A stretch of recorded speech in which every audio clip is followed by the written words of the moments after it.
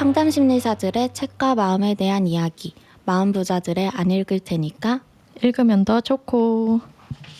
네, 오늘의 책은 컬티시입니다. 제목 컬티시는 영어 단어 그대로를 한글로 표기한 것인데요. 작가는 이런 제목에 대해서 이렇게 말합니다. 우리는 어떤 면에서 컬트와 비슷하면서도 반드시 초자연적이지는 않은 공동체를 설명하기 위한 더 다양한 표현이 필요하다. 내가 컬트적, 컬티시라는 단어를 좋아하는 이유이다. 컬트는 소수의 조직화된 집단이나 공동체를 뜻합니다. 그냥 집단이 아니라 그 집단의 힘이나 몰입도가 강한 경우를 말하는데요. 컬트는 라틴어 동사 콜레레의 과거 분사형인 컬투스에서 파생된 단어로 컬투스는 경외, 예배 등의 뜻을 가지고 있습니다.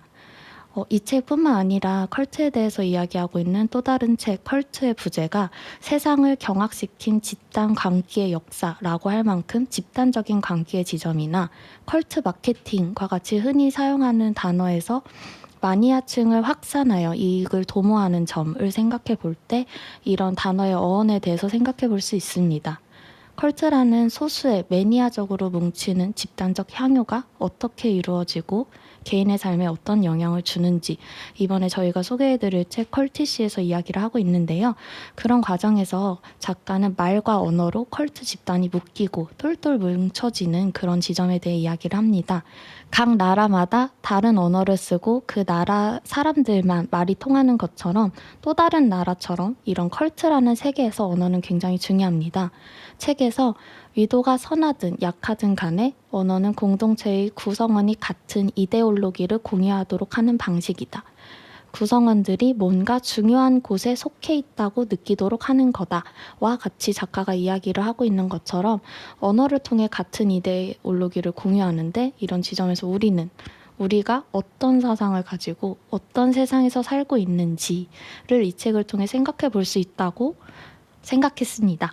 이 책을 읽고 나서 저 또한 제가 살고 있는 세상과 저라는 사람에 대해서 굉장히 많이 돌아보게 된 것 같아요. 저는 어떤 단어를 쓰고 있고 어떤 대화를 하고 있는지 내 주변에서 사람들은 나에게 어떤 말을 하는지 이런 생각을 했는데 첫 번째로 선생님들과 이야기를 나눠보고 싶은 지점은 책의 종이책의 61페이지에 아름다운 동시에 속이 뒤틀리는 잊을 수 없는 사실은 당신이 스스로 얼마나 컬트 포비아라고 정의하듯 우리가 어딘가 속하면 그 사실의 우리를 정의한다는 점이다 라고 되어 있는 지점에서 제가 방금 말씀드린 그런 내용들에 대해서 저는 좀 생각을 해봤던 것 같아요. 그에 속해 있기 때문에 뭔가 저희가 정의되어지는 지점이 있잖아요.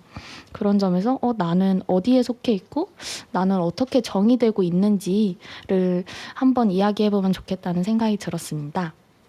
이건 좀 농담 반 진담 반인데 제가 얼마 전에 소개팅을 했는데 소개팅을 하고 나서 저희 상담소 선생님들하고 이야기를 나눴어요. 소개팅을 했는데 이랬다. 뭐 나쁘지 않은데 이랬다 이러면서 얘기를 했는데 지나가던 남자 선생님이 근데 선생님 그거 조심해야 돼요 이러시는 거예요. 그래서 왜요? 그랬더니 우리 상담사들은 너무 아무렇지도 않게 호응을 잘해주기 때문에 그러시군요. 네, 그러셨구나 이러면서 호응을 되게 잘해주는데 상대가 굉장히 착각하기 쉬운 언어를 기본적으로 탑재하고 있다는 거예요. 리액션이 소개팅에서. 기본적으로 너무 좋아서 그 상대는 상담사의 언어가 이게 기본이라는 걸 모르기 때문에 굉장히 이 사람은 내 말에 즐겁고 잘 대답해준다고 착각할 수 있다 뭐 이런 얘기를 해주셨거든요. 그래서 내가 군요나 그런 호응을 평소에 그렇게 많이 했었나? 이런 생각도 일상생활에서 내가 상담이 아니라 일상생활에서 많이 했었나? 라는 생각을 하면서 저를 돌아봤는데 많이 쓰더라고요. 뭔가 맞아. 할 때 그러시군요. 약간 이런 식으로 얘기를 하고 있고 친구들도 저한테 그거 직업병이라고 저한테 몇 번 얘기한 적이 있었거든요. 뭐만 하면 그렇다고 넌 늘 고개를 끄덕여 이런 얘기를 해준 적이 있어서 이게 나에게는 내가 속해 있는 이 상담사 집단에서는 어떻게 보면 다 당연한 걸 수도 있고 나에겐 이게 굉장히 기본적인 언어일 수도 있고 리액션일 수 있는데 다른 사람들에게는 이게 좀 달리 보일 수도 있구나 이런 생각이 문득 들었어요. 그래서 우스갯소리지만 내가 상담사 집단에 속해 있고 상담사 언어에 익숙해져 있구나 이런 생각이 든 예시였습니다. 전 들으면서 생각이 난 게 저는 처음에 대학교에 입학을 해서 전공을 선택하면서 신입생들이 어떻게 자기 전공에 따라서 쓰는 말이 달라지는지를 학년이 올라갈수록 느꼈을 때 굉장히 신기하다고 느꼈어요. 저는 제가 다녔던 학교는 이제 사회과학대학 신입생은 통으로 같이 입학하는 거였어요. 그래서 2학년 때 전공을 결정을 하는데 가만 보면 심리학과를 가고 싶어하는 친구들은 입학할 때부터 심리학과를 지망하고 거의 심리학과를 맞아. 갑니다. 저도 그런 사람 중에 하나였고 그런데 이제 어쨌거나 그 300명 정도 되는 인원이 다 다르게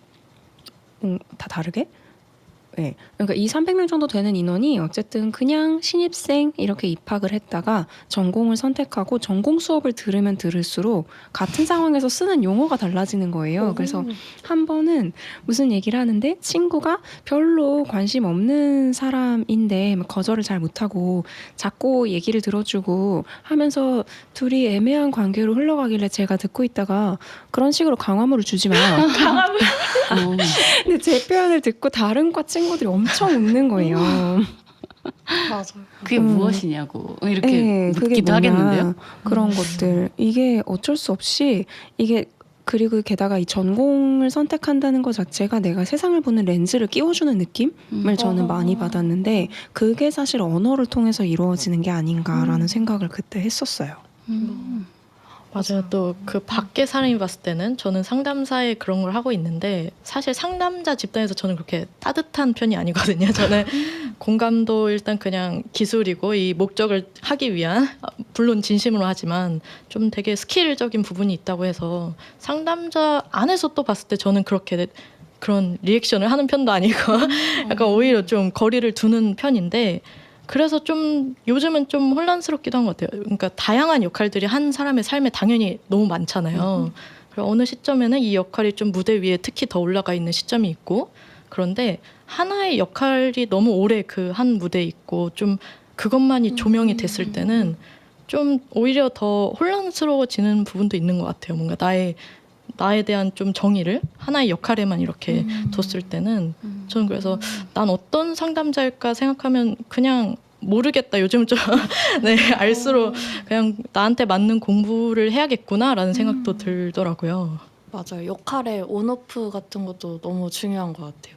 예를 들면 제가 속해 있는 것, 뭐 집도 있고, 뭐 제 직장도 있고, 그러면 집에 갔을 때는 이제 상담사가 오프돼야 되는데 집에 가서도 막 엄마가 조금 우울하게 있는 것 같으면 그래서 가서 상담사 언어를 또 쓰고 있는 거잖아요. 갔을 때는 거기서는 딸의 언어를 좀 써도 될 텐데 그런 생각이 드네요. 뿔수쌤 말씀을 들으니까. 저는 너무 그 온오프가 잘 돼서 집에서 절대 상관없는 오프가 아니라는 걸 지금 깨달았네요. 제가 가려는 길입니다. 저는 듣다 보니까 이 상담자 집단에 속하고 싶다라기보단 반대였던 것 같아요. 오히려 저는 더 그러니까 아까 뿔소쌤처럼 네. 나는 이 상담자 집단에 안 어울리는 것 같아. 나도 따뜻하지 않고 그래서 막 저 상담자들과 나랑 이렇게 거리 두고 난 좀 다른 것 같아서 뭔가 잘못된 것 같다라는 생각도 했던 것 같아요.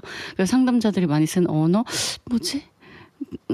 잘 모르겠다 이런 생각도 많이 하면서 그래서 참 집단이라는 게 마냥 속하고 싶은 것일 수도 있는데 또 그 집단에 속해야 할 것 같은 그런 부담감도 저는 많이 느꼈던 것 같아요. 네, 이 언어가 정말 내 집단과 외 집단을 가르는 어떤 기준선처럼 작용하는 경우들을 많이 보는데 이제 상담자의 언어라고 하니까 다른 선생님들이 상담자의 언어를 더 많이 말씀해 주시긴 했지만 저는 종종 종교가 있는 내담자를 만날 때 제가 사용하는 언어를 듣고 이 사람이 종교가 있다 없다를 판가름 하시더라고요. 그래서 그게 정말로 중요한 분인 것 같은 경우에는 저도 언어를 맞추는 걸 느낄 때가 있거든요. 맞아요. 주일 그런 그것도 것들부터 떠오르네요. 시작해서 그 뭔가 이제 상담하다 보면 이제 저희는 인생의 가치관이나 그 이제 가려는 목적이나 목표나 이렇게 내가 얻는 의미 이런 음. 지점에 대해서 생각을 많이 할 수밖에 없잖아요. 서로 내담자랑 이야기도 하고 그럴 때 그게 이제 어떤 종교적인 지점인 경우에는 이게 그분의 길을 내가 잘 따라가야 되는 상황인 거잖아요. 근데 내 마음처럼 되지 않아서 힘드시기 때문에 그 힘듦을 저에게 토로하시는 경우가 있단 말이죠. 그게 결국에는 뭐 그분의 길이든 내가 가려는 개척해서 가려는 길이든 그런 걸 떠나서 아 이분이 이런 지점에서 이런 생각을 하고 있구나라는 그 주파수랄까요? 코드를 맞춰서 얘기를 할 때 조금 더 대화가 잘 통한다고 느낀 적이 있었던 것 같아요. 근데 이런 것들은 사실 일상에서 그냥 친구끼리 서로 발전을 하면서 뭐 전문성을 가지면서 되게 자연스럽게 사실 벌어지는 발달 과정이라고 생각을 하는데 이 책에서 되게 극단적인 사례들을 얘기해줘서 전 되게 개인적으로 재밌게 읽었던 것 같아요. 출퇴근길에 저는 주로 읽는데 되게 표지부터 굉장히 혼란스러워 보여서 그 되게 매혹스럽지만 정확하게 무슨 색인지도 모르겠는 그 정신세계를 알려준 것 같아서 그래서 이 책에서 이제 35페이지부터 일부에 이렇게 나와 있는데요. 수많은 연구가 인간은 사회적이고 영적인 존재로 설계되었다는 사실에 주목한다. 우리의 행위는 소속감과 목적성에 대한 열망으로 좌우된다. 그래서 우리는 태생적으로 컬트적인 것이다. 굉장히 강렬하게 표지처럼 강렬한 톤으로 시작을 하는데 저도 인간이란 존재가 컬트적인 모든 것에 빠지기 쉽다라는 점에 좀 공감을 많이 했거든요. 돌이켜 보면 저도 몇 가지 사례가 좀 경험이 떠오르는데 그냥 대표적으로 바로 떠올랐던 게 제가 그 20대 때 그러니까 처음 교회를 갔던 때가 있어요. 친구가 같이 교회를 가자고 했나? 뭐 그래서 갔는데 처음 보는 저를 너무너무 환대를 하는 거죠. 우리가 마치 정말 수년 수십 년 알았던 것처럼 가족처럼 이렇게 대해주니까 저는 그때 한창 외롭고 불안한 시기라 너무 그 따뜻함이 좋은 거예요. 그러니까 저도 모르게 마음을 확 열게 되고 계속 정말 한 몇 달간을 교회에 살았던 그런 경험이 떠올랐거든요. 그러니까 어떤 집단에서 내가 환영받는다, 환대받고 굉장히 반갑게 나라는 존재를 대해준다는 게 인간으로서 너무 달콤하고 의지하고 싶겠다 그런 생각들을 했거든요. 그런데 이 책에서는 아까 말씀하신 것처럼 굉장히 극단적인 사례들이 있는데 선생님들은 혹시 뭐 어떤 경험들이 있는지 저 궁금했던 것 같아요. 저는 딱 들었던 게 제가 유일하게 어떤 좀 열렬한 집단에 소속돼 있던 게 그 아이돌을 한때 좋아했었거든요. 중고등학생 때 샤이니를 좋아했는데 그 팬덤 자체도 사용하는 언어가 굉장히 특수하게 정해져 있고 그걸로 서로 얼마나 좋아하는지 좀 확인할 수 있는 언어들이 있거든요. 그래서 멤버 2명이 있으면은 그 둘을 지칭한 언어도 따로 있고 그래서 제가 처음에 나 샤이니 좋아해 할 때 더 좋아하는 친구가 너 이게 무슨 뜻인지는 아니? 그러는 거예요. 그걸로 저는 이제 샤이니 팬이 아니었던 하루가 됐었는데 언어의 중요성. 네. 그게 약간 이제 입국 절차처럼 그게 있었는데 그래도 생각해 보면은 그때 97쪽에 컬트 언어의 역할 3개가 이렇게 소개가 됐는데 첫 번째가 이제 인정받는다는 느낌이 들고 두 번째는 의존할 수밖에 없고 그 밖의 삶은 가능하지 않다고 느끼고 세 번째가 이제 아예 윤리의식, 자의식, 기존의 현실과 되게 상충되는 방식으로 행동한다는 건데 저는 딱 1번까지만 제 주변에서도 그렇고 경험을 했던 것 같아요. 그냥 소속감을 느끼고 인정받고 우리끼리 서로 좀 이렇게 인정해주는 물론 또 그 안에서 러브바빙 정도까지는 아니었지만 선생님들은 있으신가요? 주변인지. 네, 전 밝히진 않겠지만 전 락밴드를 좋아하는 편으로서 처음으로 그 포털 사이트 댓글로 싸워보고 왜 우리 애들이 맞아 이러고 하면서 세상이 잘못됐고 세상이 우리 애들을 겁박하고 있고 라고 생각했던 때가 있었는데 그 포클로이즘이 물어봐 주신 것처럼 특별히 소속되는 그런 느낌이 내가 지나치게 좋았던 그 이유가 뭐였을까? 내가 왜 그렇게 평소였으면 포털 사이트에 전 댓글을 절대 안 남기거든요. 뭐가 그렇게 내 속에서 막 울분이 올라와서 댓글을 달았을까라고 생각해 보면 이 책을 읽으면서도 느낀 게 뭔가 배척하거나 비교 우위라는 지점에서 이게 정말 특별해. 이건 나의 스페셜 원이야. 온리 원이야. 이런 지점이 됐을 때 이건 정말 빛나는 반짝반짝 빛나는 보석 같은 거고 나에게는 필수적인 거고 세상 무엇보다 중요한 건데 아무도 모를 뿐이야. 약간 이런 생각을 했던 것 같아요. 미쳤었네요. 그랬어서 조금 뭔가 이게 문화적으로는 어떤 지점이냐면 물론 저만의 취향인 걸 수도 있지만 만약에 뭐 음악 좀 들어 해서 음악 얘기를 할 때 뭐 락밴드 저는 락밴드를 좋아하니까 락밴드에 대한 얘기를 하는데 뭐 이런 아이돌 밴드의 음악을 들어 너는 락이 뭔지 모르는구나 약간 이렇게 되는 거예요. 뭔가 비교의적으로 뭔가 조금 더 마이너하고 조금 더 하드락까지 알 수 있어야 진짜 뭐 락밴드 팬이라고 할 수 있지. 이런 이상한 자의식이 충족되는 거죠. 아까 뿔소쌤의 그 입국 절차처럼. 맞아요. 입국 절차처럼. 그런 어떤 토익이 너는 800점이지만 난 900점이야. 이런 기분이랄까요? 맞아요. 더 비교 우위에 있는 느낌인 거예요. 그래서 예를 들면 친구가 좋아하는 그 그룹이 있는데 언젠가부터 이 단어를 저한테 계속 써서 저는 못 알아들어서 이제 인터넷에 검색했는데 안 나와요. 풀챙유건이라는 단어인데 혹시 뭐의 말인지 혹시 예상되는 게 있을까요? 풀챙유건. 모르겠는데요. 전혀 모르겠죠. 약간 별다줄일 수도 있는데 플리즈 챙겨 유어 건강이라는 뜻이에요. 근데 이제 한 연예인이 이제 팬들한테 뭐 그런 얘기를 하면서 팬들 사이에서의 유행어인 거죠. 당연한 말이고 이런 게 잘못됐다 좋다가 아니라 정말 이런 언어가 재창조되고 우리만 맞아. 쓰는 언어가 있는 세상이 되고 난 이게 좋고 하면 비교 우위가 생기고 빠져나가기 쉽지 않아지지 않나. 나는 이 세계에 살고 있으니까요. 그런 생각이 좀 들었던 것 같아요. 저는 들으면서 떠오르는 게 사실 저는 제가 그런 집단에 소속된 적이 거의 없어요. 일단 그렇게 좋아하지 않습니다. 그런데 요즘에 제가 주변에서 보면서 많이 느끼는 건 어떤 특정한 집단이 예전에는 훨씬 더 뭔가 눈에 띄었다면 지금은 겉으로 보기에 그렇게 티가 안 나는데 말해보면 아는 그러니까 커뮤니티. 네. 이 사람이 쓰는 밈을 보면 무슨 커뮤니티라는지 알겠는 거예요. 맞아요. 그런 것들을 점점 더 많이 느끼는데 이게 겉으로 봤을 때 티가 나지 않는다고 해서 이게 조금 영향을 덜 미치냐? 아닌 것 같아요. 오히려 이 언어, 다른 사람이 알아들을 수 없는 그 해당 커뮤니티를 하지 않으면 알아들을 수 없는 언어를 사용한다는 것 자체가 이 사람의 가치관 자체를 좀 변형시킨다라는 느낌을 많이 받아서 맞아요. 그리고 자기가 그 말을 했을 때 상대가 알아듣냐 아니냐로 이미 내 집단과 외 집단이 갈라지는 거예요. 그래서 네 그런 것들이 참 신기하더라고요.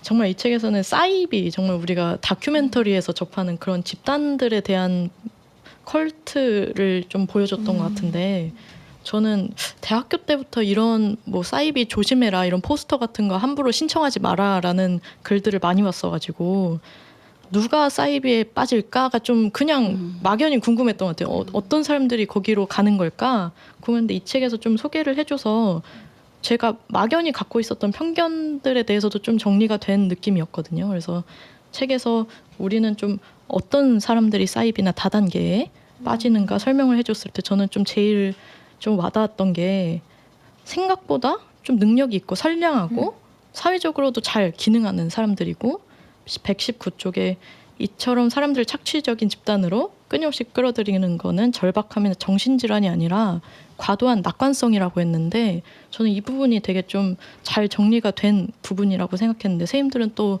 읽으면서 왜 사람들이 거기로 가는지 좀 이렇게 뭔가 알아낸 부분들이 있으실까요? 저는 한 벌써 십몇 년 전이네요. 뭐랄까요?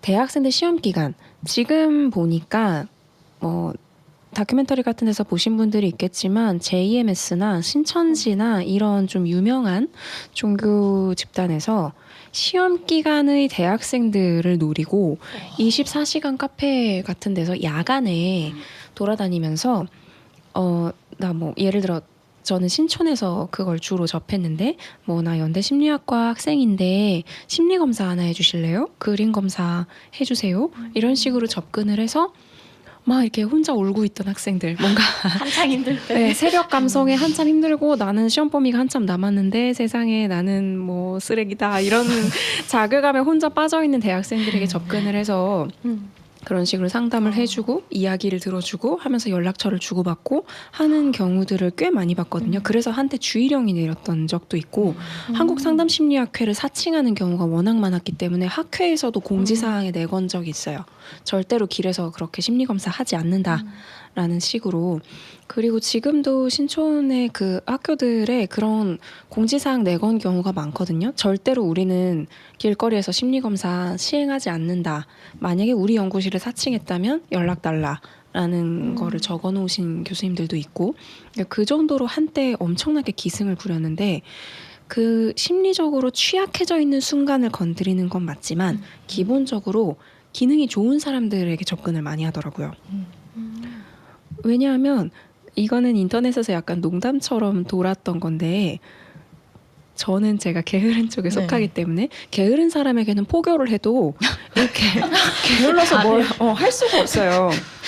부지런하고 좀 성실하고 이런 사람들이 나가서 뭐 그런 공부 모임도 하고 이렇게 일단 포교도 하고 하는 거 아니겠어요. 근데 저 같은 사람은 누워 있느라고 아무것도 할 수가 없는데 그래서 그 기본적으로 기능이 좋은 사람들이 취약해져 있는 순간을 건드리는 거지 이게 정말 사람들이 생각하는 것처럼 뭘 잘 몰라서 약간 그런 경우보다는 오히려 이렇게 성실한 사람들을 더 타겟으로 삼지 않나. 저도 떠오르는 게 그러니까 뭐 취약해진 순간에 이미 기능이 있는 사람들을 이제 타겟팅을 해서 이 사람이 일단 집단에 들어오면 또 확인을 할 거 아니에요. 이 사람이 정말 기능을 하고 있는지, 우리 집단에 쓸모가 있는지, 유능한지, 그러니까 이런 거죠. 그 일꾼으로서 우리 집단에 도움이 될 것인지, 효용 가치가 있는지를 탐색하는 작업들을 통과해서 정말 기능, 고기능, 정말 쓸모 있는 사람들이 점점 더 윗선으로 올라가는 그렇게 그 권위를 주는 그런 식으로 이용을 하지 않나. 그런 것들을 좀 본 것 같고. 맞아요. 그 넷플릭스에 저는 그 트윈 플레임을 탈출하라라는 그 다큐멘터리 너무 인상 깊었는데 왜냐하면 요즘에 사람들이 요즘에는 아닐 수도 있어요. 어쨌든 이별하고 나면 너무 마음이 아프니까 어떻게든 뭐 재회 상담이든 뭐든을 통해서 그 애정을 회복하려고 하거나 아니면 나와 맞는 짝을 만나고 싶은 열망 때문에 뭔가 막 찾아다니거나 이런 사람들을 타겟으로 삼아서 이 트윈 플레임 유니버스였나? 그런 식으로 뭔가 자기계발 사이트처럼 나의 영혼의 짝을 찾아준다 이런 게 이제 미국에 있었던 거예요. 지금도 있대요. 근데 어쨌든 그 트윈 플레임을 탈출하라도 보면 트윈 플레임 유니버스에 코칭 세션이 있어요. 승급을 하기 위해서. 그러면 그 세션을 성실하게 참석하고 뭐 과제도 하고 뭐 이런 사람들이 점점 승급하면서 가까워지는 거고 이제 저처럼 노쇼를 많이 하고 이런 사람들은 승급을 할 수가 없는 거죠. 그러니까 결국은 그 과정을 통해서 정말 성실하고 우리 단체를 위해서 뭔가 할 수 있는 사람을 걸러내는 게 아닌가. 그러니까 조직과 같은 거예요. 조직에서 승진을 하려면 역량이 있어야 하는 거니까 그 역량이 있는지를 계속해서 테스트 받을 것이고 통과한 사람들이 위로 올라가겠죠. 위로 올라간다는 것은 더 그 조직을 위해서 뭔가 많이 한다는 거고 더 나오기가 어려워지는 그렇죠. 더 많은 일들을 하다 보니까 더 많이 참여하게 되고 그런데 저는 여기서 또 특징이 그 사람들을 착취적인 집단으로 끊임없이 끌어들이는 건 절박함이나 정신질환이 아니라 과도한 낙관성이다. 아까 말씀하셨잖아요. 저는 이 낙관성이라는 부분이 이 집단에서 나오는 과정에서 많은 영향을 미칠 거라는 생각이 들었거든요. 왜냐하면 일단 내가 이 집단이 좋다고 믿게 됐잖아요. 그럼 그 믿음을 유지하기 위해서 이 내가 믿기로 한 이 집단의 좋은 면들을 계속 볼 것 같아요. 아, 여기 이런 게 좋지. 그러니까 그 좋은 부분을 더 크게 보면서 확신을 더 가지는데 자기의 낙관성을 사용할 것 같아요. 그래서 의심보다는 좋은 쪽으로 믿는 그 모든 그 정신적인 행위들이 내가 여기에 더 있어야 하는 이유를 만들어주지 않을까? 그래서 그 낙관성이 촉매제 같은 역할을 할 것 같다는 생각이 들었어요. 그래서 더 여기서 나오지 못하게 하는 그런 성향에 네. 낙관성이 작용하지 않나 그런 생각들을 했어요. 그 나가지 못하는 것뿐만 아니라 사실은 저는 처음에 빠질 때 낙관성이 굉장히 영향을 많이 주는 것 같다는 생각을 했는데, 왜냐하면 어쨌든 밝은 미래를 약속하는 거, 이 책에서 조지타운의 예시를 들었지만 정말 밝은 미래를 약속하고 언뜻 듣기엔 굉장히 평등과 자유와 이런 네. 이야기를 하는데 매혹이 되는 거잖아요. 그런데 이제 뭐랄까요, 제가 종종 하는 말입니다만 세상에 공짜는 없습니다. 그래서 이걸 막 약속을 할 때 어쨌든 그럼 이 사람이 이렇게 말하는 그 뒤에 대가가 무엇인가에 대해서 보는 조금 회의적인 맞아요. 사람들은 상대적으로 이런 데 좀 덜 빠지는 건데, 이 사람이 하는 말이 너무 매혹적이고 내가 생각했던 이상적인 뭔가 사회에 딱 맞는다라고 하면 거기에 훅 빠지는 사람들은 사실 굉장히 이상주의적이고 낙관적인 사람들이긴 하거든요. 네. 그래서 그런 측면에서 생각했을 때 확실히 처음에 빠질 때도 영향을 주고 나올 때는 아무래도 인지 부조화가 더 영향을 주긴 하겠지만 그것도 역시 어쨌든 최대한 좋은 면을 보려고 할 테니까요. 맞아요. 저는 이 낙관성을 약간 현실성이랑 대비해서 생각을 좀 해봤던 것 같은데, 왜냐면 상담할 때도 그 내담자가 살고 있는 그 장에서 현실을 좀 바로 볼 수 있도록 했던 것 같아요. 왜냐하면 현실적으로는 괜찮은데 본인을 낮춰서 생각하는 건지, 아니면 그렇게까지 생각할 게 아닌데 너무 크게 받아들여서 이렇게 찌부러져 있는 건지, 이런 지점을 봤을 때 이 과도한 낙관적인 지점이 있으면 내 이 현실을 더 좋게 만들고 싶고 더 뭔가 할 수 있을 것 같아라는 동기가 부여될 때 뭔가를 더 했던 것 같아서 그런 지점, 그리고 빠져나올 때도 저는 매몰 비용이라는 생각을 했는데 현실적으로 이제 앞으로 들 돈이 더 많다라는 생각이 들면 멈출 수 있거든요. 근데 이게 내가 지금까지 들어간 돈이 있고 이걸 하다 보면 계속 할 수 있을 거야 라는 낙관성이 있으면 또 못 나오지 않을까, 이런 생각을 해서 이 부분을 읽을 때 역시 현실을 바로 보고 이 현실 속에 내가 어떤 상황인지를 알 수 있어야 돼, 이런 생각을 좀 했던 것 같아요. 저는 과도한 비관성이 있는 사람이라서 이 비관성에 좀 위로를 받았던 그 모두들 고쳐라 할 때 그래도 좋은 점은 있다라는 것 때문에 좀 저는 낙관성이 순진무구함하고 좀 겹쳐서 보였던 것 같아요. 되게 나이브함, 그리고 좋고 나쁨이 정말 좀 순진무구하게, 그래 이러면 좋겠다, 내 삶도 그렇고 사회적으로도 좋겠다라고 믿는 그런 좀 순진무구함이 좀 떠올랐던 것 같고요. 순진무구함도 있겠지만 사실 빠져나오지 못하는데, 제가 아까 잠깐 얘기했지만 인지부조화가 네네. 매몰 비용이랑 사실 비슷하게 작용을 하는데, 굉장히 이런 것들이 안 좋은 관계에서 빠져나오는 것도 힘들잖아요. 왜냐하면 내가 지금까지 쏟아부은 게 있으니까. 그러니까 사람들이 그렇게 당했는데 여기서 못 나와 라고 하는데 바로 그렇게 당했으니까 못 나오는 거예요.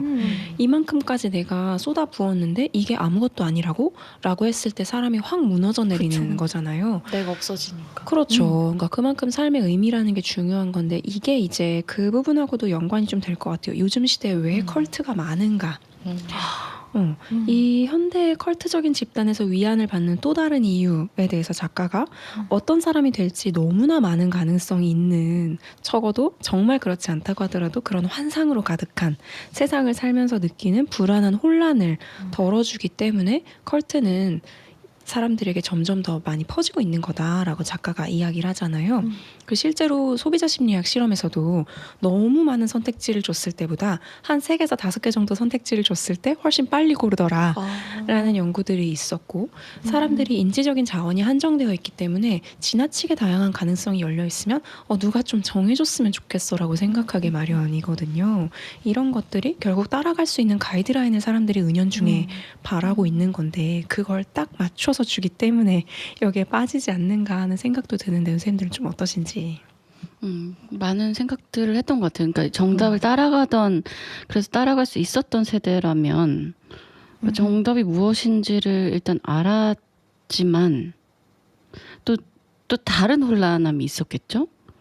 그런데 또 현재 세대는 무엇이 정답인가를 모르니 정답을 정해주는 곳에 매혹될 것 같긴 한데, 근데 여전히 많이 보는 것 같아요. 무엇이 정답인가를 고민하는 사람들은 참 많잖아요. 그 정해줬으면 하는 마음. 저는 그냥 상담을 와서 이야기를 하면 저에게 답을 요구할 때가 있어요. 그러면 상담 선생님 말씀은 이렇게 하라는 건가요?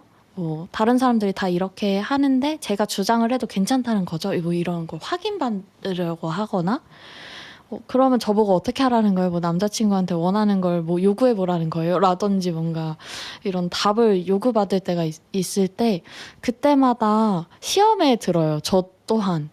그렇다고 말해버리고 싶을 때도 있고 하지만 이 친구의 몫이고 이 친구가 결단을 내리고 이게 정말 막말로 똥인지 된장인지 이 친구가 경험해봐야 알 수 있는 것들이 있는데 이거를 책임질 용기를 내기가 조금 힘들 때 다른 사람에게 답을 요구하고 싶고 혹은 정답을 따르고 싶어하는 그런 마음이 있다는 생각을 상담을 하면서 한 적이 있고 또 아까 말씀해 주신 것처럼 요즘 풍조가 옛날에 뭐 그런 말이 있었잖아요. 노력을 하면 다 할 수 있다.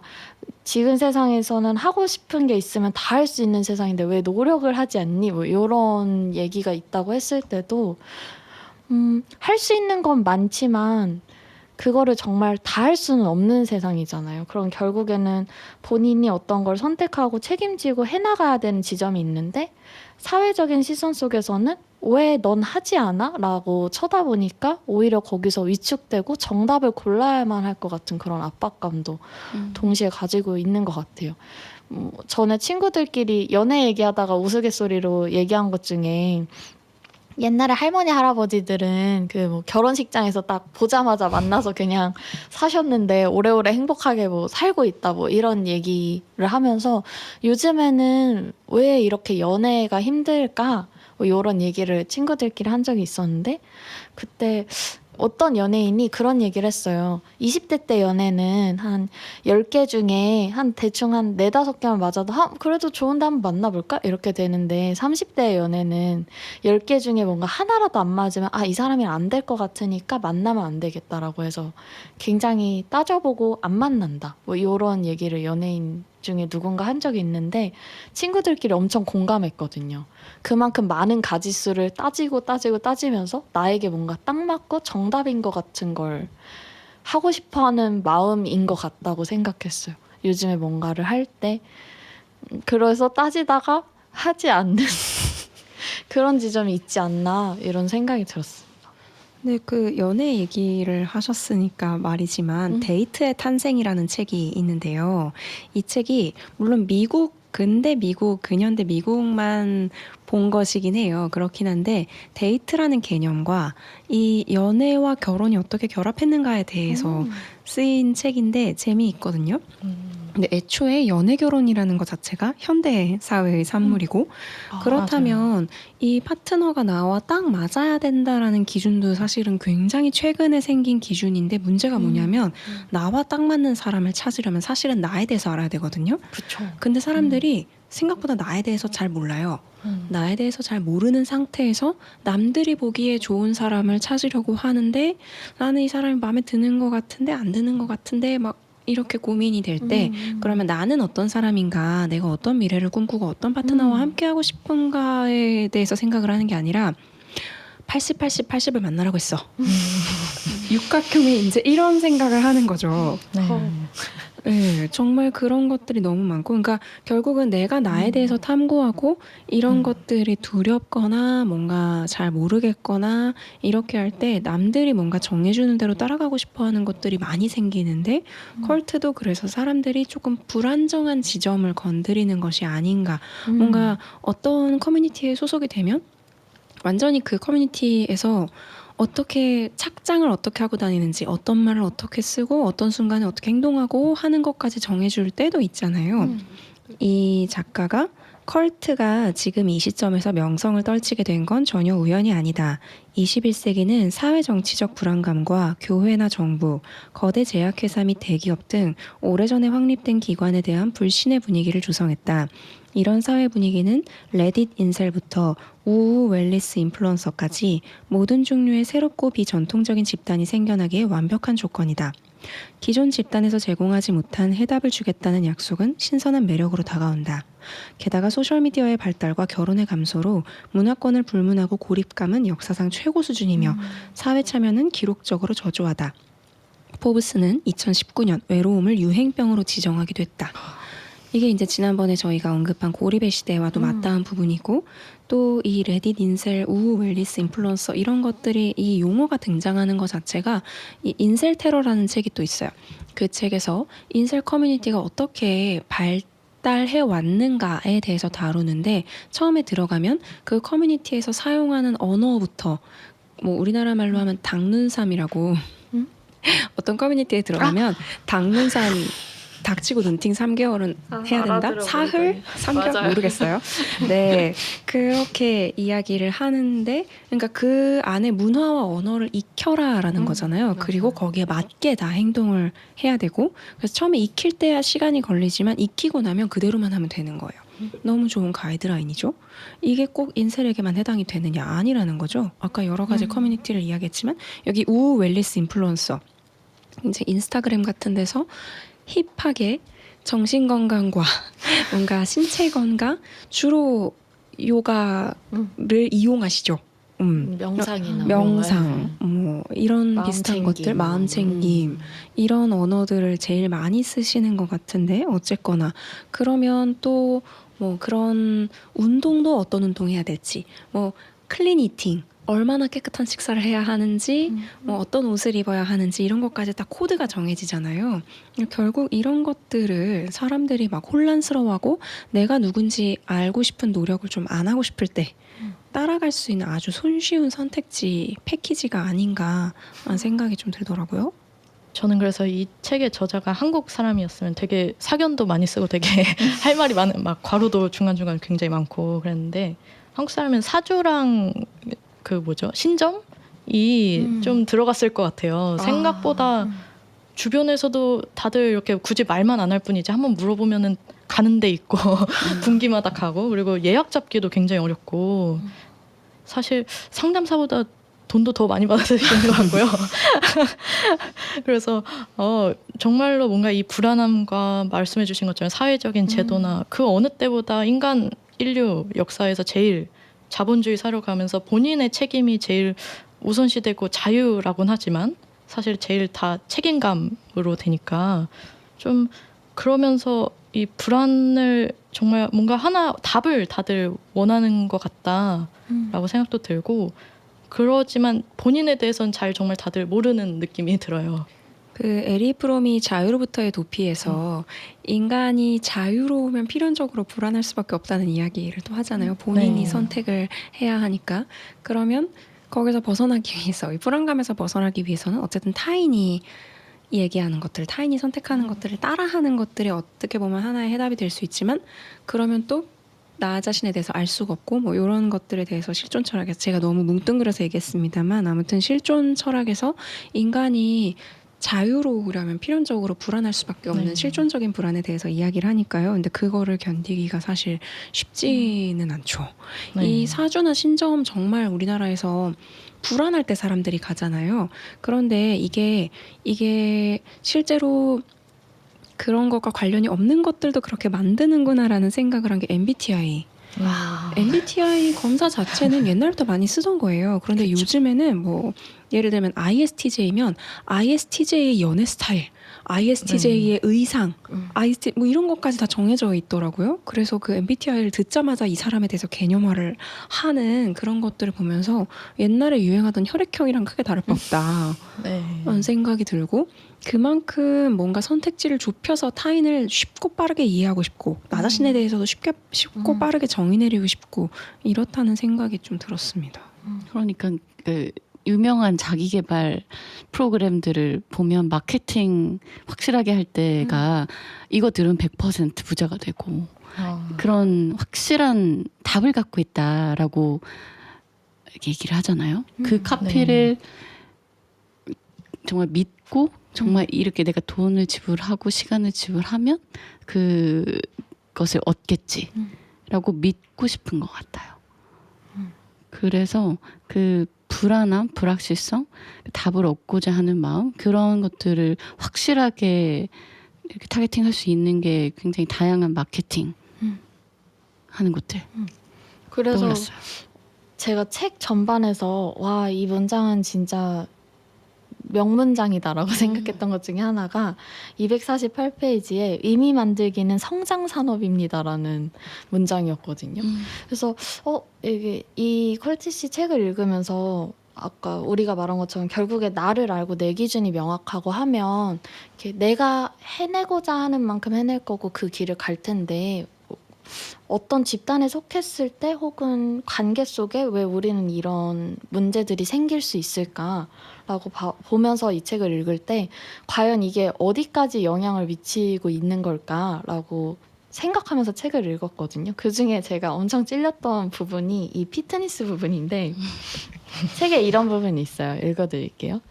피라미드, 다단계, 필라테스, 크로스핏, 찬양 등등 소속감과 자부심 그리고 인파워링이 뒤따라야 회원들이 한 해가 지나고 다음 해가 와도 피트니스 멤버십을 갱신하게 만들 수 있다.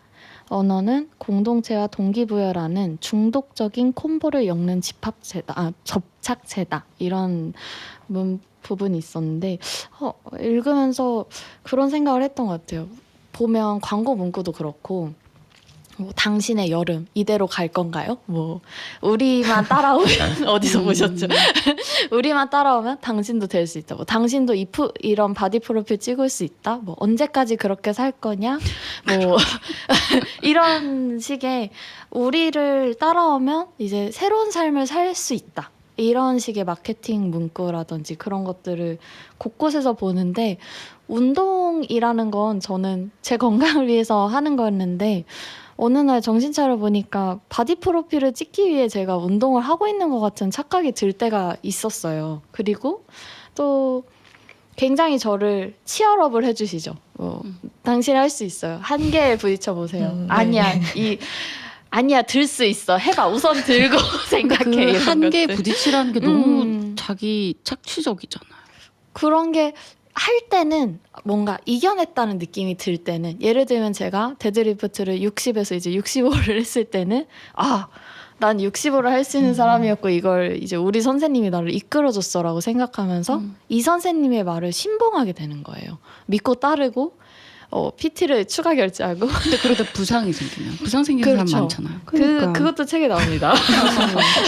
여기 책에 네. 이 부분이 있잖아요. 한계점까지 자신을 밀어붙여야 한다. 하지만 정말 한계점에 부딪혀 대가를 치르면 너무 멀리 가버린 멍청이가 된다. 그러니까 멍청이가 돼. 실제로 제가 그리고 이 멍청이가 되었었죠. 그래서 이제 그 크로스핏 같은 경우에는 하다 보면 손목이나 이런 어깨 탈골 이런 지점을 굉장히 주의해야 해요. 무지막지한 정말 운동이 그럴 것 되기 같아요. 때문에 그래서 알고 있으면서도 이제 뭔가 이 과열된 이 분위기와 양상 속에 함께 해야 되잖아요. 네, 그죠? 맞아요. 함께하는 분위기 속에 나도 여기에 더 속하고 싶고 아까 우리 토익 얘기한 것처럼 레벨업을 해서 더 높은 수준의 회원이 되고 싶다는 이 고향감에 이르면 들게 되거든요. 그래서 제 손목에 한번 갔었죠. 그때 제일 많이 들은 피드백이 그건 조심했었어야지. 너가 조심했었어야지. 개인의 탓으로 돌리는. 지점이었어요. 그래서 그때 문득 내가 원했던 건강과 이 크로스핏이든 뭐 PT든 뭐든 통했을 때 생각했을 때 내가 원했던 목표, 내가 원했던 지점 그러면 나는 이 방향을 어떤 속도로 갈 건지도 사실 다 제가 결정할 지점인데 아까 우리가 뭐 책임이나 뭐 누군가를 따른다라고 얘기가 나왔던 것처럼 제가 PT 선생님께 저의 몸을 5년이 맡겼던 것이죠. 그런 생각을 하면서 책을 그래서 읽으면서 이게 우리가 생각보다 이렇게 혹하거나 내가 분명히 내가 의미를 갖기 위해서 하려고 했던 지점인데 어느 곳에 속할 때는 이게 혼란스럽고 충분히 과열되거나 좀 더 과장된 무언가를 내가 할 수 있는 사람이 충분히 될 수 있겠다 이런 생각이 들었고 책에서 그래서 인상적이었던 것 중에 하나가 그 287페이지에 당신은 당신이다. 당신은 필요한 것을 전부 얻도록 이미 축복받았다. 이런 문구들이 이 챕터 앞뒤로 나오는데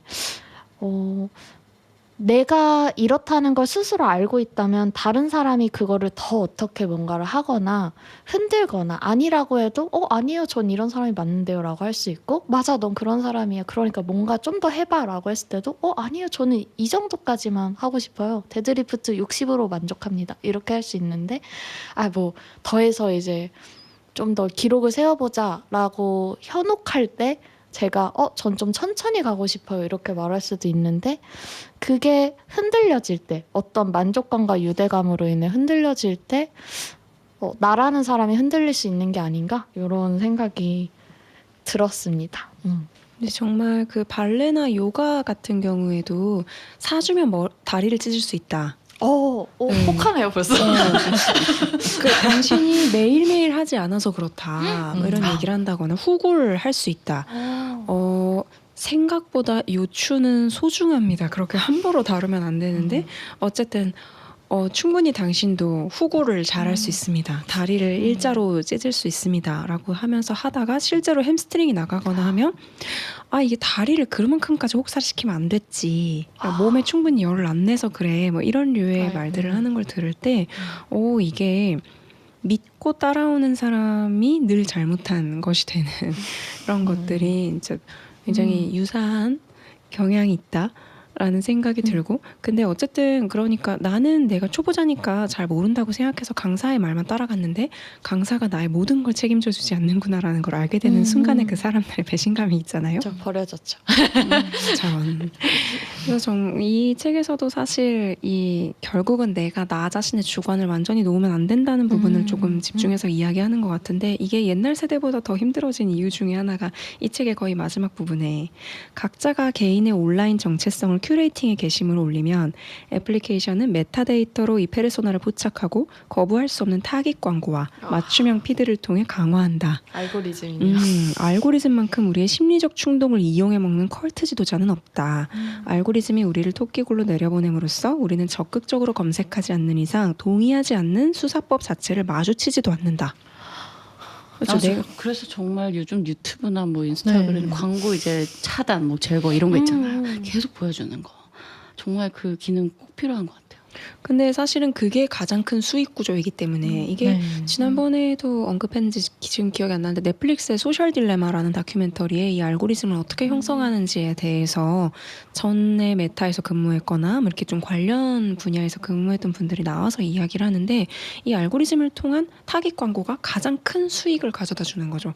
그래서 어떻게든지 이걸 계속 노출을 시켜서 그런데 심리학을 전공한 사람들은 다 알고 있겠지만 집단 극화 현상이라는 게 있습니다. 그래서 같은 생각을 가진 그룹들끼리만 모여 있으면 이 생각이 상호작용을 하는 게 아니라 점점 더 극단적인 생각을 하게 되는 거죠.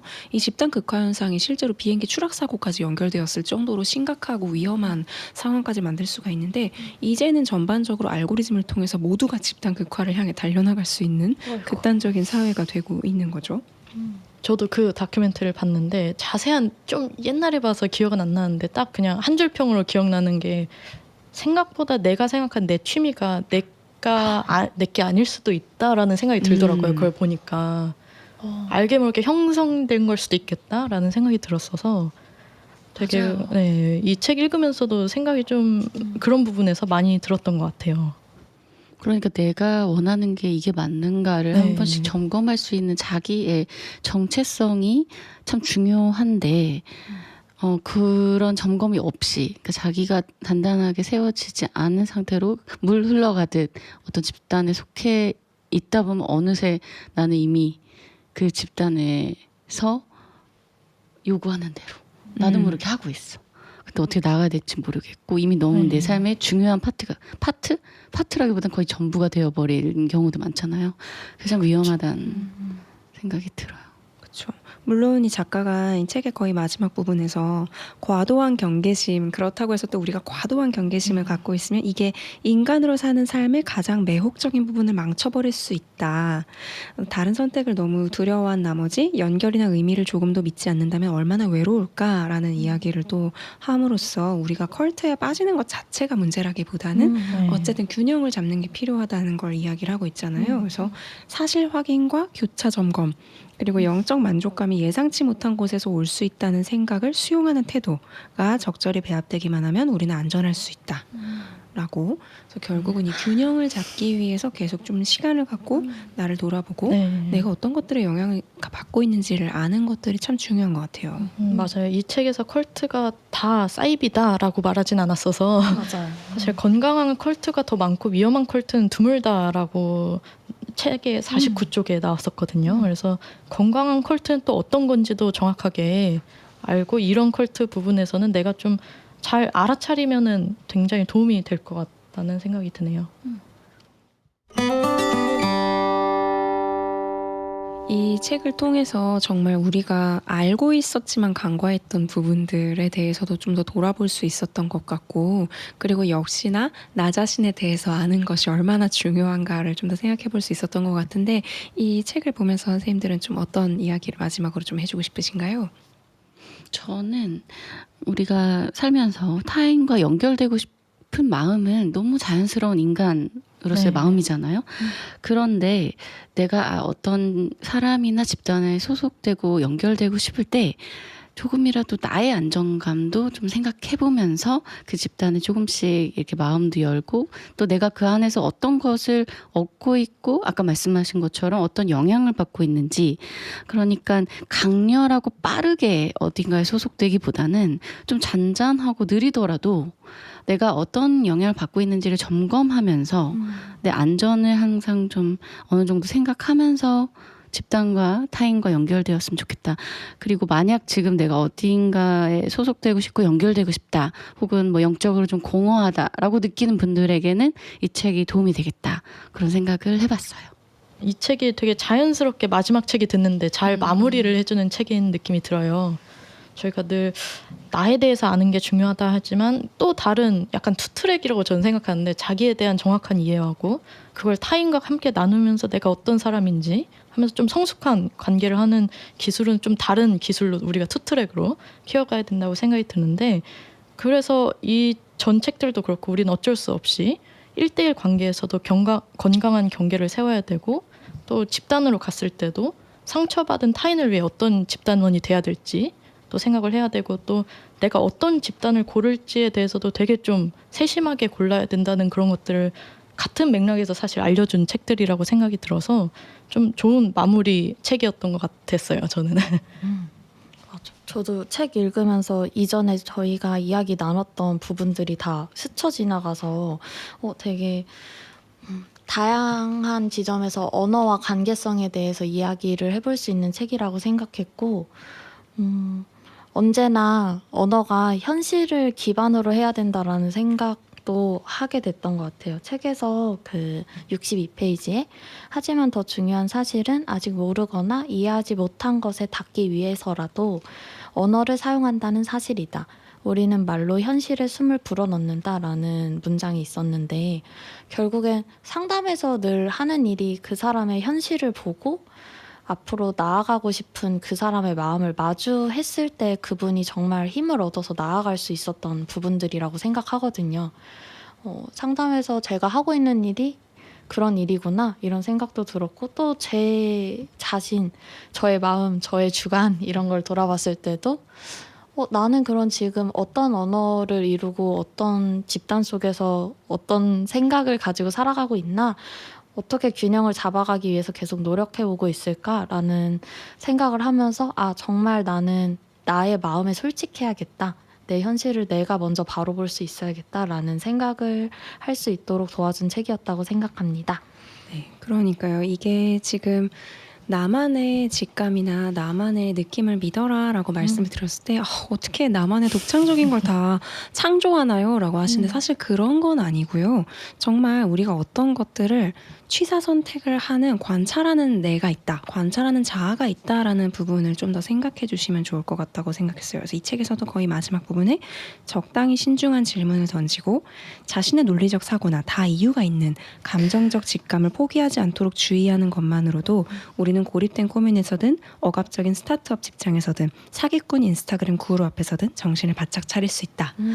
뭐 정말 여기서 스타트업 얘기도 했지만 소위 진짜 개발자라든지 뭐 진짜 무엇 진짜 이런 식으로 이야기하는 것 자체가 이 층위를 만들고 내가 더 소속되었다는 느낌을 갖게 만들고 그런데 한편으로는 이 조건에 다 맞춰야만 내가 진짜 무언가가 될 수 있다는 생각을 강화하는 거잖아요. 근데 그럴 때 뭔가 이 집단에서 얘기하는 언어에 100% 내가 휩쓸려 가고 있는지 아닌지에 대한 직감만 가지고 있어도 한 번쯤 생각해 볼 수 있는 내가 거기 따라가도 되고 안 따라가도 되지만 내가 따라가는지 아닌지 모르고 따라가는 게 아니라 어쨌든 그 과정에서 잠깐 거리를 두고 관찰하고 선택할 수 있는 그 직관을 놓지 말라라는 게 이 책의 결론이기도 했던 것 같고 저도 상당히 동의하는 바입니다. 저희가 벌써 책을 5권이나 함께 봤는데 5권이나이기도 하고 5권 밖에라는 느낌도 들고요. 이 길고도 짧은 여정을 거치면서 선생님들이 좀 어떤 생각이 드셨는지 마무리를 해볼까요? 저는 사실 이번 이런 활동을 처음 하는 거라서 저희 목표는 한 번당 말 한마디 하기였는데 어느 순간 이제 선생님들 눈도 조금씩은 마주치면서 얘기를 할 수 있게 됐고 또 함께 또 뭔가 컬트가 아닌 우리가 그 집단 건강한 집단으로서 이렇게 같은 주제로 또 같은 분야에서 이렇게 일하시는 사실 다 저보다 더 뭐랄까요 선배님들이기도 해서 그런 얘기들 저는 배워가는 시간이었던 것 같아요. 또 이 책을 이렇게 정해야지 사실 그때 읽잖아요. 혼자 읽으면 또 한없이 늘어지기도 하는데 그때 어떤 책을 읽으면서 좀 뭔가 왠지 모르게 성장하고 좀 얻어가는 느낌도 확실하게 있었어서 저는 좀 되게 활기가 되는 시간이었던 것 같아요. 저도 처음에 저희가 이 논의를 할 때 책으로 정해지게 됐던 저의 원인 중에 제일 큰 원인은 늘 제가 버킷리스트에 한 달에 한 권을 읽어라라고 적는 책을 읽지 않아서 그랬던 지점도 있었거든요. 그래서 그래 이참에 또 책 읽고 해보자라는 것도 있었는데 책을 읽으면서 생각을 하고 그거를 제 삶에 적용할 수 있게 되는 지점들이 많아서 저는 좋았고 또 나아가서 제가 이런 지점을 좀 더 명확히 한 채로 상담을 할 수 있게 돼서 그런 것도 좋았던 것 같아요. 내담자들에게 추천도 실제로 해주고 이야기도 나누고 그랬었거든요.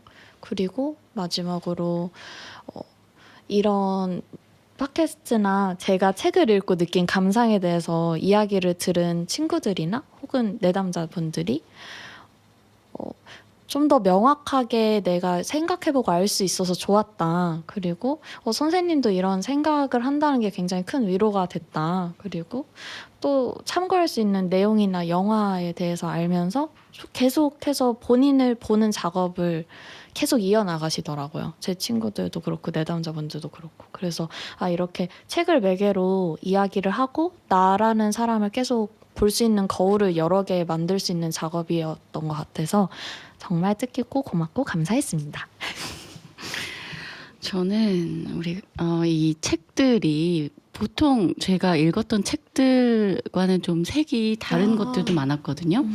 그래서 이 책을 어떻게 읽어야 하나 이런 난감함이 항상 녹음 전에 있었는데 이 녹음을 하고 나면 또 그렇게 애착이 갈 수가 없는 거예요. 이 책이 특히 네, 마지막 맞아. 책 컬티씨는 참 처음에 정말 안 읽힐 것 같았거든요. 그런데 정말 빠르게 제가 흡입력이 엄청나서 너무 애착이 가는 책이 되어버린 거죠. 그리고 책들을 선생님들이랑 이제 읽으면서 나는 여기에 밑줄을 쳤는데 저 선생님들은 어디에 쳤을까도 궁금했고 우리 같은 것도 있고 또 다른 것도 있고 맞아요. 같은 걸 보고도 다른 생각을 하고 게다가 이제 팟캐스트로 녹음을 하니까 또 어떤 얘기를 하는 게 좀 의미 있을지 한 번 더 생각하게 되고 또 이렇게 언어로 남기잖아요. 네. 그러니까 또 참 의미가 있구나. 그러니까 혼자 읽고 끝나는 게 아니라 이렇게 언어로 이제 세상에 전달을 하면서 같이 듣고 나누는 시간이 참 뿌듯하기도 하고, 그래서 선생님들과 이제 이렇게 녹음할 때 얼굴을 보면서 정말 다양한 색을 또 들을 수 있었던 시간이었는데, 또 청취하셨던 분들은 어떤 생각들을 하셨는지 너무 궁금하고, 그래서 저희가 시즌2로 돌아오길 바라는 분이 있다면 또 어떻게 될지 모르잖아요. 네. 사람은 어떻게 될지 모르니까 또 다음엔 또 선생님들이랑 어떤 얘기들을 하게 될지 좀 기대가 되는 그런 시간입니다. 네, 저는 사실 제가 추천한 책들이 너무 많아서 찔렸는데, 네, 어쨌든 책을 상담을 받으러 오시는 분들도 책을 추천해달라는 이야기를 많이 하시고, 맞아요. 상담을 하는 상담 선생님들도 책을 추천해달라는 얘기를 많이 하시는 이유 중에 하나가, 어쨌든 한정된 시간 안에 이야기할 수 있는 것들이 제한되는데 뭔가 혼자 있는 시간 동안에 더 생각을 깊게 할 수 있는 것들이 뭐가 있을까라고 생각했을 때 책이 정말 좋은 매체구나 라는 생각은 들지만, 그런데 또 책이 말씀하신 것처럼 읽는 게 쉽지는 않죠. 네. 그러다 보니까 읽어야지 하면서 쌓아만 놓고 책 표지를 보면서 죄책감을 느끼고, 어머 저 책을 벌써 3년 전에 샀다니 하는 상황들이 되는 것을 보고, 어쨌든 저희가 조금 상담을 받으러 오시는 분들에게 추천할 만한 책들 중에서 선뜻 손이 가지 않을 만한 것들에 대해서 이야기를 해보고자 노력을 했어요. 그래서 이 책에 대해서 어쨌든 이야기를 듣고 약간 친숙해지면 그 책을 펼쳐보는 게 훨씬 더 쉬워지는 효과가 있거든요. 그래서 책의 내용에 대해서 저희가 매우 상세하게 회마다 소개하지는 못했다고 하더라도 이야기를 듣고 이 책이랑 좀 친해진 기분이 든다. 그래서 좀 들춰보고 나랑 필요한 부분 읽어보겠다라는 생각이 들었다면 그것만으로도 저희 팟캐스트가 의미가 있었지 않을까 싶습니다. 그래서 저희가 정말 1권부터 5권까지 진행을 하면서 어찌 보면 좀 프로토타입처럼 진행을 한 부분도 있는데, 저희가 만약에 기다리시는 분들이 계시다면 정말 시즌2를 준비해보면 좋겠다는 생각도 들고요. 그때는 훨씬 더 많은 부분들에 대해서 같이 공유를 하면서 진행을 해보면 더 좋지 않을까. 네, 물론 지금도 그러긴 했지만 점점 더 많이 그러면 좋지 않을까라는 생각이 들었습니다. 네, 너무나도 아쉽게도 시즌1 오늘까지 지금까지 마음부자들이었고요. 저희의 책과 마음에 대한 이야기를 들어주셔서 감사합니다. 오늘도 마음의 책장을 열어보는 시간이 되셨길 바랍니다.